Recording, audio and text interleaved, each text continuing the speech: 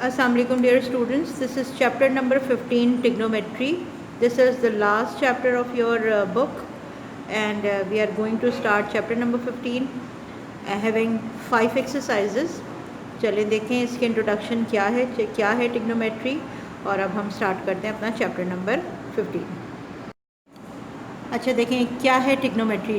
Tri means 3, gono means sides. It means any figure which having 3 sides and we know that 3-sided figure is called triangle. So the study of triangle is called trigonometry. Okay, चलिए अब देखें हमने एक triangle draw किया है.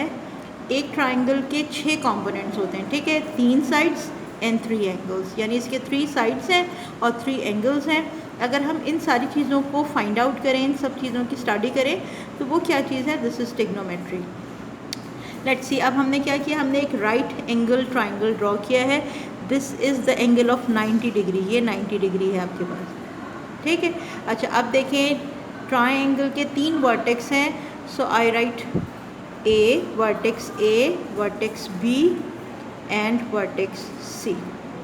Okay, अच्छा 90 degree के जो भी ऑपोजिट साइड होगी ना, दैट इज़ हाइपोटेनस, यानी ये वाली साइड जो है ना, ये आपके पास हाइपोटेनस है, ठीक है. The side which is opposite to 90 degree is hypotenuse, ठीक है. कैपिटल सी के ऑपोजिट जो साइड हम मेंशन करेंगे, this is small C. Capital B के ऑपोजिट जो साइड हम शो करेंगे, दिस इज़ स्मॉल बी. और कैपिटल ए के ऑपोजिट जो साइड हम शो करेंगे, दिस इज़ स्मॉल ए. इसका मतलब opposite to vertex C is small C. इस साइड को हमने नेम दिया है and this is hypotenuse. Okay, अच्छा देखिए, अब अगर मैं इस एंगल को गिवन एंगल फाइंड आउट करें, यानी इसको हम थीटा लिखें, यानी आपके पास इसकी मेजरमेंट गिवन है, एक गिवन एंगल है, एक राइट एंगल है. ये तो आपको मतलब पता है कि राइट एंगल ट्राइंगल बना हुआ है, ठीक है. तो जिस साइड पर आपके पास 2 एंगल्स होंगे, ठीक है, वो साइड बेस कहलाएगी. Okay, the side having 2 angles, right angle and the given angle is called base. Okay, और the side opposite to the given angle is perpendicular.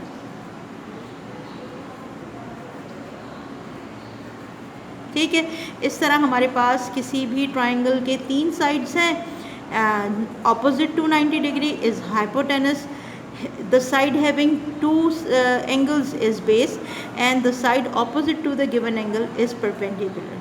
ठीक है, अब क्या करेंगे, इस पूरे चैप्टर में हम इन साइड्स को फाइंड आउट करेंगे, इनके ट्रिग्नोमेट्रिक रेशियोज़ पे वर्क करेंगे, इनके एंगल्स फाइंड आउट करेंगे. ठीक है, चलें let's see what are the definition of hypotenuse, perpendicular and base. अच्छा देखें, so the definitions of hypotenuse, perpendicular and base are the side opposite to right angle is hypotenuse.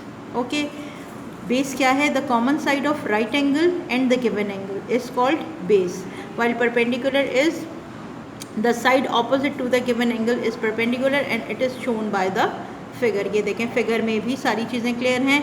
Given angle के opposite perpendicular है, right angle के opposite hypotenuse है and the common side having both angles is base.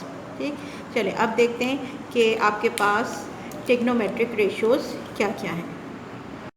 देखें students, according to the figure, ठीक है, we have 6 trigonometric ratios. Trigonometric यानी triangular के हमारे पास 6 रेशियोज़ हैं. अगर हम साइड्स को कंपेयर करेंगे ना तो वी फाउंड सम रेशियोज़. ठीक, चलिए अब पहले रेशियो से स्टार्ट करते हैं. First ratio is sine theta. ठीक है, जिसको लिखते हैं साइन थीटा और इसकी एब्रीविएशन है साइन, SIN, साइन थीटा. ठीक है, sine theta is the ratio between perpendicular and hypotenuse. ठीक है, यानी ये परपेंडिकुलर डिवाइडेड बाय हाइपोटेनस. ठीक, अगर इस figure, according to this figure, अगर मैं इस फिगर में देखूं तो I have a perpendicular B and hypotenuse C. इसका मतलब आपका रेशियो क्या हो जाएगा, B/C. ठीक है, सेकंड रेशियो इज़ आपके पास जो दूसरा रेशियो है, दिस इज कोसाइन. ओके, जिसको हम कॉस थीटा कहते हैं. ठीक है, cos theta. Cos theta actually the ratio between base and hypotenuse, यानी कॉस थीटा किस किस का रेशो है, बेस अपॉन हाइपोटेनस। ओके चलें अब देखें what is base, base is A and hypotenuse is C, इसका मतलब cos theta is A upon C. ठीक है, अब तीसरा रेशो आपके पास क्या है, तीसरा रेशो है आपके पास टेंजेंट का। दिस इज़ टेंजेंट थीटा, जिसको हम टेन थीटा ऐसे एब्रिविएट करते हैं। Okay, ten theta is the ratio between perpendicular upon base. ठीक है, ये आपके पास तीसरा रेशो आ गया। अब देखें परपेंडिकुलर क्या है, this is B and base is equal to A, इसका मतलब tan theta is equal to B upon A. ठीक, पहले तीन रेशोज़ फाइंड आउट करेंगे। अब जो बाकी के 4, 5 और 6 हैं that are converse of these. ठीक है, अब आपके पास देखें जो टेंजेंट का इन्वर्स है ना that is cotangent, cotangent theta, जिसको हम कहते हैं कॉट थीटा। ओके, ये इन्वर्स है, यानी आपके पास ये बन जाएगा बेस अपॉन परपेंडिकुलर। ठीक है, which is equal to A upon B.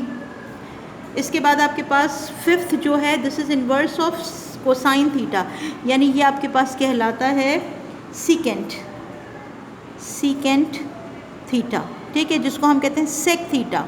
Sec theta actually inverse है कॉस थीटा के, और वो क्या बन जाएगा, this is hypotenuse upon base. ठीक है, इन्वर्स कर देंगे तो आपके पास आ जाएगा सी अपॉन ए। ठीक, अब इसके बाद सिक्स्थ आपके पास जो रेशो है वो क्या है आपके पास, वो है आपके पास कोसिकेंट, कोसिकेंट थीटा। ठीक है, जिसको हम कहते हैं कोसेक, कोसेक थीटा। ठीक है, which is inverse of sine theta. ये साइन थीटा का इन्वर्स है, और ये क्या बन जाएगा, ये बन जाएगा हाइपोटेनस अपॉन अपॉन परपेंडिकुलर। ठीक है, ये हाइपोटेनस अपॉन परपेंडिकुलर है, which is equal to C upon B. ठीक है, हमने 6 टिग्नोमेट्रिक रेशोज़ निकाले। अब इन टिग्नोमेट्रिक रेशोज़ के अलावा आपके पास स्टूडेंट्स क्या है, कुछ रेसिप्रोकल रेशोज़ हैं। साथ साथ मैं आपको बताती भी गई हूँ कि क्या कौन सी चीज़ किसकी रेसिप्रोकल है। तो चलें देखते हैं अब क्या चीज़ आपके पास रेसिप्रोकल रेशोज़ हैं। चलें इसी से और आगे बढ़ते हैं। तो आपके पास 7 पे अगर मैं लिखूँ तो आपके पास साइन थीटा एक्चुअली इन्वर्स है किसका, कोसेक थीटा का। ठीक है, और in other words cosec theta is inverse of sine theta. ठीक है, अच्छा इसके बाद और आगे बढ़े हम, तो अब आपके पास दूसरा रेसिप्रोकल रेशो क्या है, यानी cos theta is inverse of sec theta, और in other words sec theta is inverse of cos theta. Clear. अच्छा, इसके बाद जो आपके पास फर्दर इन्वर्स यानी रेसिप्रोकल रेशो है वो है टेन और कॉट का, यानी tan theta is actually inverse of cot theta, और in other words cot theta is inverse of tan theta. ठीक, हमने आप 6 रेशोज़ फाइंड आउट किए, हमने कुछ रेसिप्रोकल रेशोज़ फाइंड आउट किए। इसके अलावा भी हमारे पास कुछ रेशोज़ हैं, चलें अब वो देखते हैं। ठीक है, देखो अब इसके बाद आगे हमारे पास फर्दर रेशोज़ में एक्चुअली टेन थीटा जो है वो रेशो है किसका, sine theta upon cos theta. ठीक है, इसके अलावा आपके पास जो कॉट थीटा है, कॉट थीटा एक्चुअली वो रेशो है किसका, कॉस थीटा, क्योंकि इसका इन्वर्स है तो ऑब्वियसली रेशो भी इन्वर्स हो जाएगा अपॉन साइन थीटा, ये इसका इन्वर्स है।